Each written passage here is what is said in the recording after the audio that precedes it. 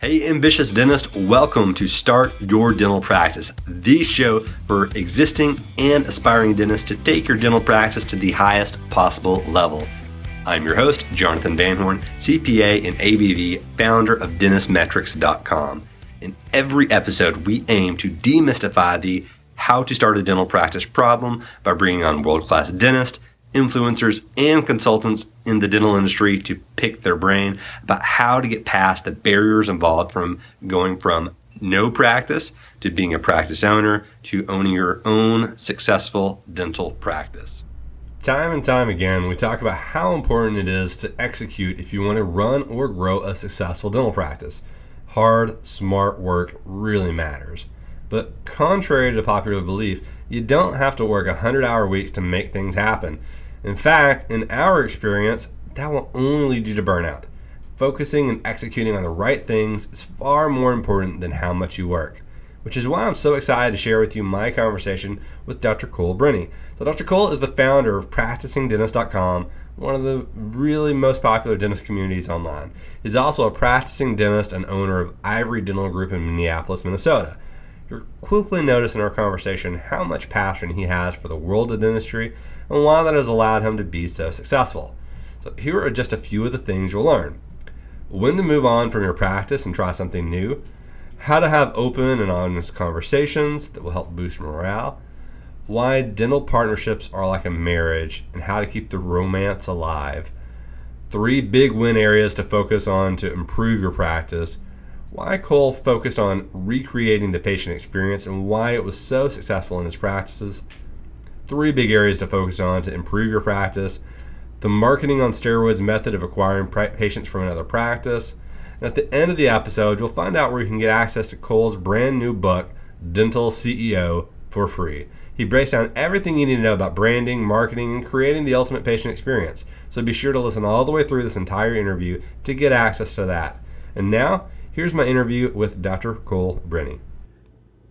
Hello, ambitious dentist. Today I have with us entrepreneur, dentist, practicing dentist, former faculty member at the University of Minnesota, and the owner of Ivory Dental Group, Dr. Cole Brenny. Dr. Brenny brings with him some really interesting experience inside of the dental industry. He has a really fantastic point of view and perspective when it comes to being a dental practice owner in today's day and age.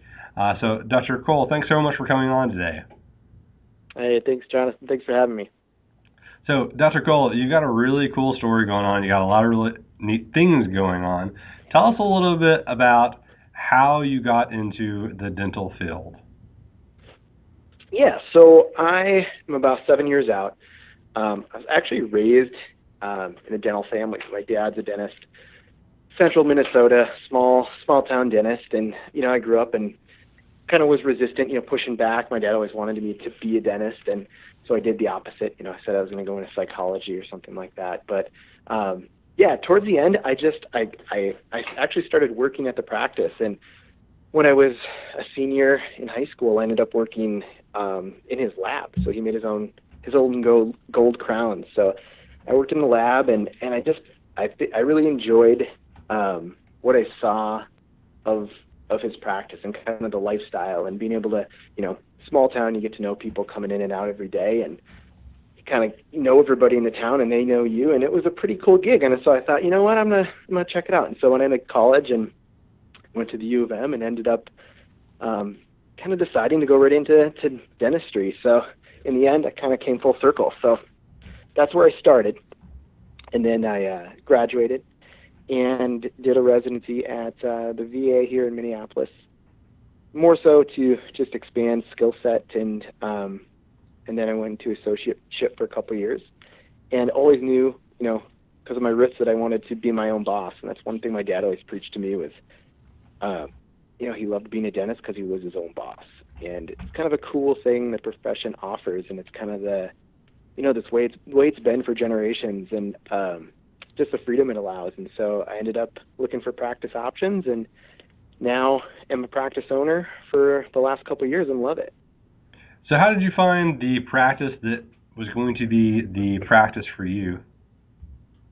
That's a good question. So, as I actually was an associate for 4 years and loved the practice. It taught me a ton about real life business of dentistry, kind of how to market a practice well. She was really successful business owner, and I actually thought, at first when it started pondering, I think for most dentists the question, you kind of know deep down, it's like, okay, I always know this is why I got into dentistry to begin with, was to be my own boss and to own a business and create something really special. And I always knew I wanted that. I just didn't know what the outlet was going to be. So I actually considered maybe even buying into that practice I was at. But what I've learned since then, and kind of in the process of searching for the right ownership option, was everybody's got a different story and everybody's got a different dream. And it just turned out at the associate job I was at that after discussing with the owner, she really didn't want to have a partner. So it was pretty good. It was clear. It's like, okay, this is not going to be a viable option, so I'll keep searching. And I went out and there's not a ton of resources for young dentists to kind of go through that process efficiently. So I asked around, I asked vendors, looked on our state classifieds and checked out a bunch of different practices. I guess it's like the ice cream, parlor, and you go in and you've got like all the flavors and you're kind of like, well, which one is the one that fits right with me? And so, I did the big group, I did the small group, location was a big thing, figuring out where I wanted to live, because my wife and I love Minneapolis and we kind of wanted to be in the city. So, out in the suburbs really wasn't an option. And then I found my flavor, if you will, which is a really urban practice. I practice right in downtown Minneapolis, and I love it. So what happened was I was teaching at the U, and I was part-time faculty, and I ended up going out to lunch with a couple guys and ran into an old faculty, one of my old professors, and he said his partner was retiring, and so he got to talking and decided to kind of do something unique in downtown, and we ended up starting. So I started the practice from scratch, and that we built it out and created the new brand, the new business, and then we ended up folding in and purchasing a couple practices in the same area. So I love it. It's perfect. And there's a bunch of different reasons why it fits perfect for me, but if for somebody else it might not be ideal. So that's what I've kind of learned through the process.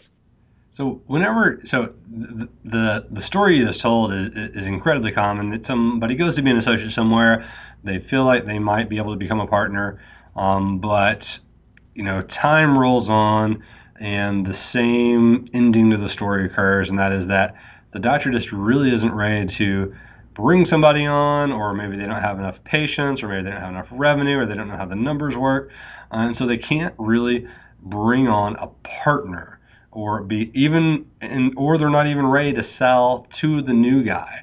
How did you know it was time to move on? So, and the reason I'm asking this is because there's somebody's out there in the podcast listening land. I want you to tell them what went through your head to make you decide to say, okay, I'm going to move somewhere else. It's time to go. I know I want to be a business owner, and this is not the business I want to own.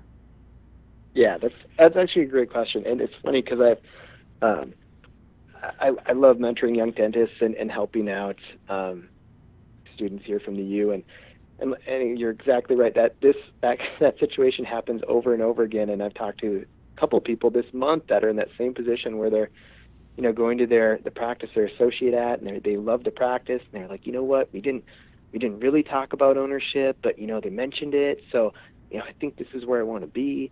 And I just kind of laugh because, like you said, time and time again, the odds are that they usually do not work out, and unless it's really clearly been communicated from the beginning. And so for me, the story was I loved the practice. It was a great place. Staff, patients got along with really well. And I think through talking with the owner, we sat down and she wanted to keep me there. I mean, I kind of presented it as, hey, I'm ready.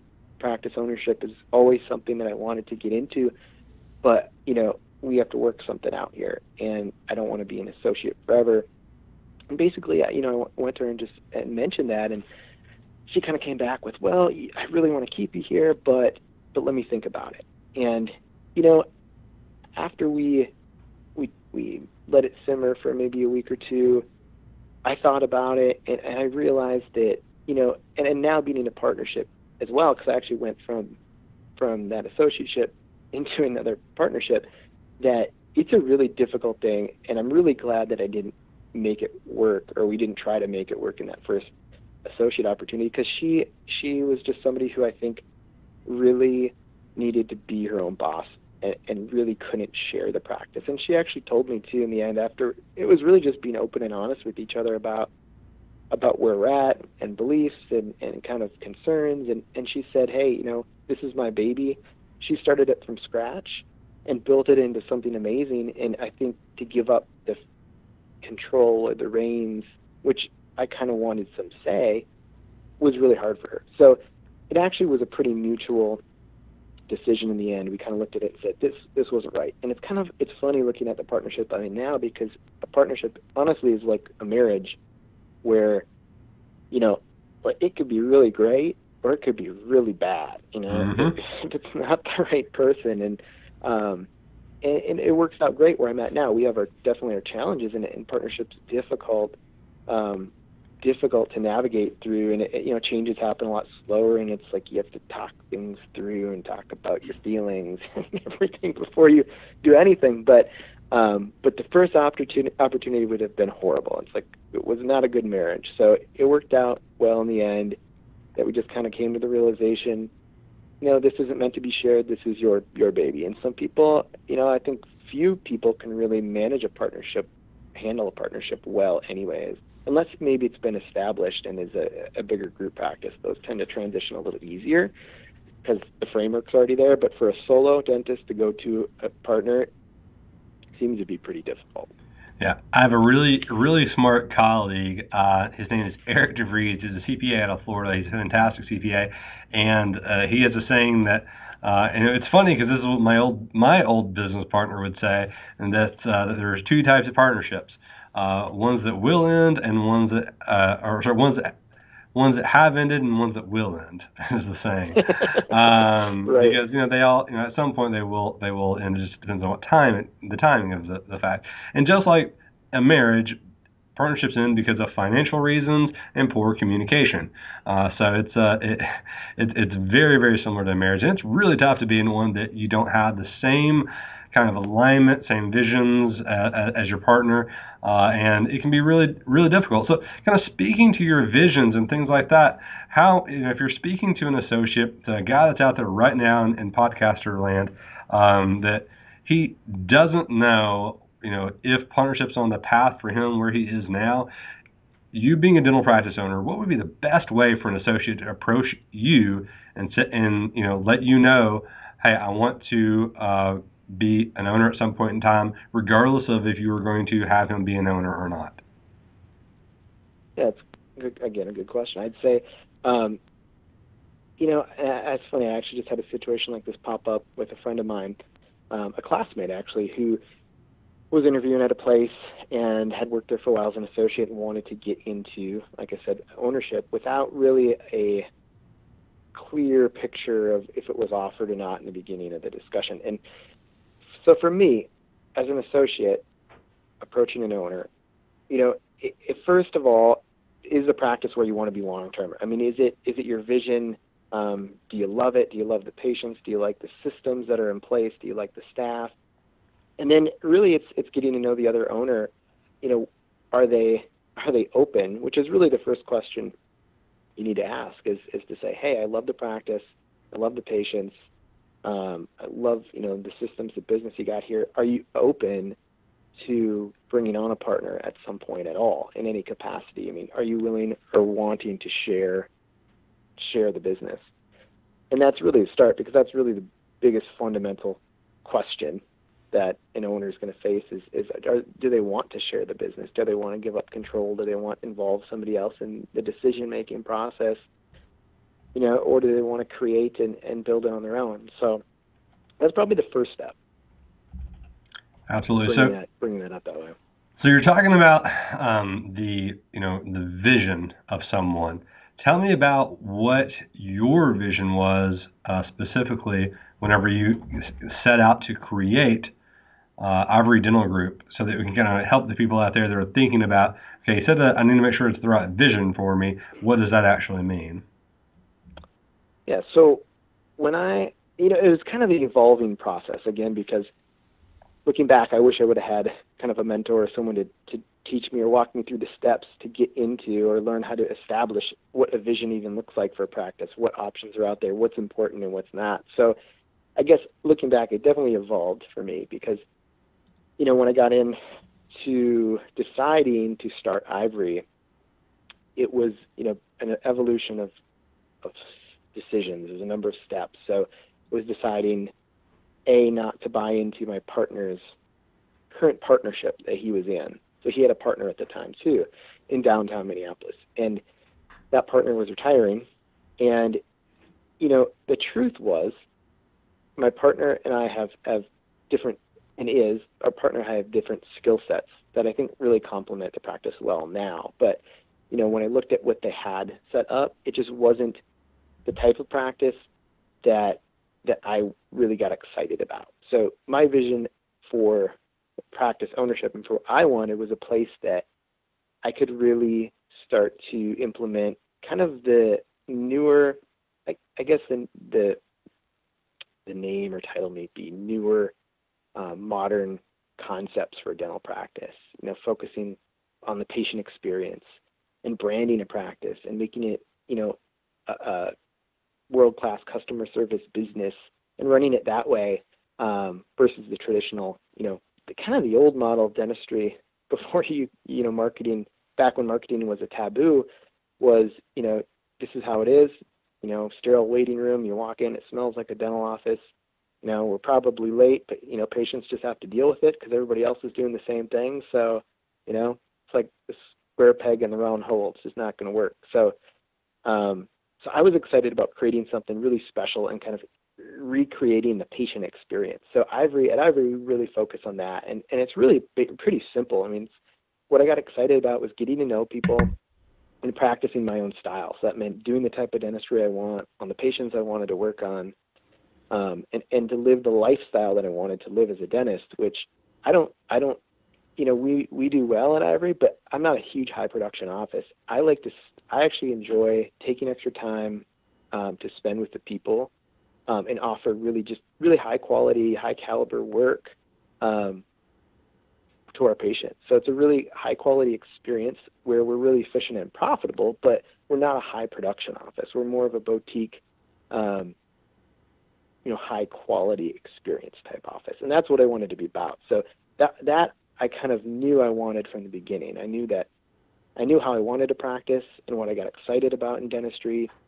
And big thing was flexibility too, buying a practice and starting a practice where I didn't have to be the sole person there, where I could have somebody to work with to help manage and share the load when I was gone, to have it open, still running, to be able to have staff, employed when I took time off. I liked to be able to have that flexibility. So that was kind of my vision for my practice, and it really worked out well, but it took a lot of planning. And through that evolution, I learned a lot of things and made a lot of mistakes, but the process, working through that process was really important, because I think a lot of dentists, at least that I've seen, and colleagues and friends and people I've run into, happiness for a dentist is being able to align all these things together, flexibility and income and type of dentistry and type of patient, align those all together into a practice that you love. So if you're not in that type of practice, or you buy a practice that's not fitting that vision, you're really not going to be very happy. So that's what I've seen. Yeah, and you and I had spoke before we started the recording about how, we're both millennials. I just celebrated my 34th birthday last week, so we are in that age group that we really enjoy that work-life balance. That, whenever you look at any type of studies on our demographic, there's a very high, statistical relevance that we are more motivated by our work-life balance a lot of the times than by our incomes. Now, there's obviously, areas where you have to be meeting certain requirements, such as debt service and living expenses, kids expenses, things like that. But that is way more important to people in our age range than say someone that's 20 to 30 years our senior. And I find a lot of people that are clients that are in between that range that have found that they missed that boat, and they've created this very busy dental practice that requires them to be there in order for them to be able to net any type of profit on the end. So it's fantastic that you've seen this on the front end. But there's definitely from a strategy standpoint, some roadblocks to being able to create that type of practice in today's day and age, just because of the things you were talking about. So tell me about how you approach that problem and how you approach creating or beginning with the ending in mind, if you will. Yeah, exactly. And that was key. I mean, picturing and going through the vision planning, or at least just kind of really thinking about and evaluating why you got into dentistry in the first place. What do you love about it? What was your dream as a practitioner? And for me, it was looking at my dad and seeing him. He's funny. I mean, he practices in central Minnesota now. He's kind of winding down his career, but he loves central Minnesota. He's an outdoorsman. He's hunting and fishing. He takes half days off to go fishing in the afternoon, and it's just funny. He set it up. And he's a great dentist, and he loves his patients, but he definitely has learned that work-life balance where, he doesn't work. What's the saying? He doesn't live to work. He works and he loves it, but he definitely, it's part of kind of a complement to his overall life. And so for me, it was being aware of what got me into the profession, what I enjoyed, what procedures I enjoyed, what I didn't. And so for my style, for what we did at Ivory, it was really important for us to be efficient and to offer really high quality experience, and kind of that boutique quality feel. But I want to be trained in some advanced procedures. So kind of my strategy or tactics was, I think it's really important for general dentists, especially new dentists, to go out and get trained in some advanced procedures, to be able to offer some higher ticket items, things that you can keep in-house. You don't have to send them out. I mean, basically my philosophy is, if you train yourself well in endo and surgery, those are spots in your schedule that you're going to fill with higher ticket procedures that then don't require you to go out and need X amount more patients to fill it with, more rinky-dink filling appointments, which, single tooth dentistry is just not very profitable. So it's kind of learning how to make those strategy moves, which is, filling your schedule with maybe more advanced procedures, making your overhead, manageable.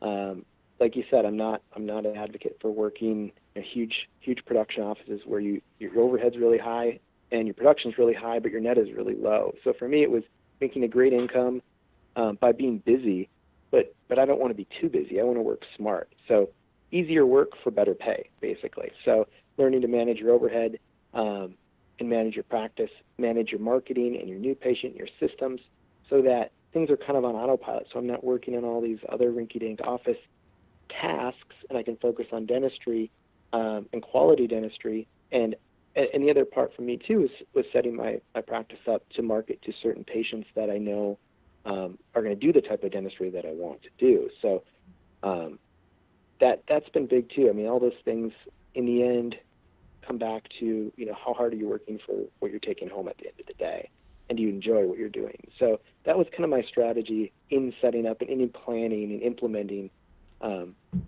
systems, I guess you could say, in Ivory to help create this dream practice. Yeah, fantastic. So we recently did a bit of a study on the revenue of some of our clients, and we found that of the three big areas where you can become, you can kind of break through that profitability range of, 40 to 50% is by, there was three main ways, and one of the ways was by having a specialty that you can, approach to a group of patients, because that if you start offering that service to, say, 2,000 people, you're going to have a certain segment of those people that are going to qualify for that treatment. And then you've taken that farther with having specific marketing. So very smart stuff. So let's circle back to whenever you first became a practice owner at Ivory Dental Group, and you said you started that one from scratch, right? Yep, we built Ivory. Yep, built it out. Watched the studs go up and wired the speaker wire myself and the Cat 5 cables, and launched it. We built the website out, got the name together, picked the logo, and took off. So very it was cool. Interesting. And so, whenever you did that startup, you then went out and purchased some more practices to kind of bring into Ivory Dental Group. What was how did you approach going and finding those other practices, and what was the purpose? Yeah, that's a great question. So one of the things that I found really appealing in my research or decision to move into the location that I was at was kind of a more strategic business decision. And one of the things I really liked about downtown Minneapolis was the lifestyle choices or ability that allowed me. I mean, I don't work evenings, I don't work weekends. It's just working professionals downtown coming in, so they're there from 8 to 5. So, my business hours, they pay their bills, and they're great patients. So I liked that. But one of the other things was that when I researched and looked at the demographics and I looked at the dentist ratio. So the truth is there's a lot of dentists in downtown.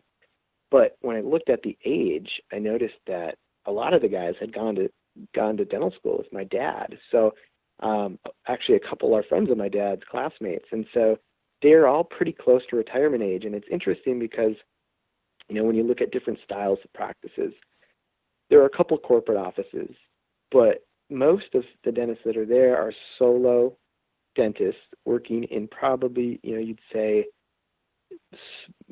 smaller solo private practices around, maybe 500 to 1,000 patients being the most.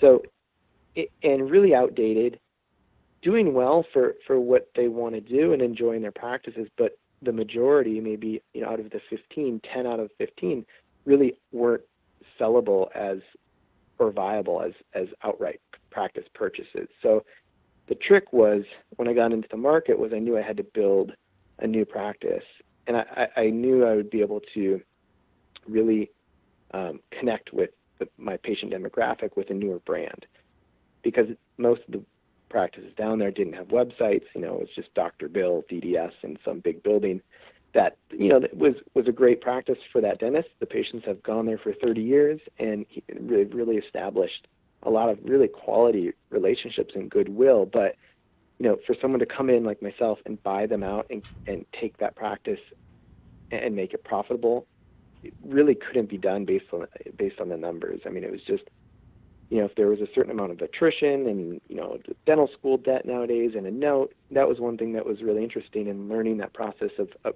looking through appraisals, and which you can probably really attest to figure out, is a practice financially viable? Can it actually happen? And as I looked, most of them were not. Mm-hmm. So, and in fact, in one of the situations, I had applied for financing. In my process, in my journey, I guess I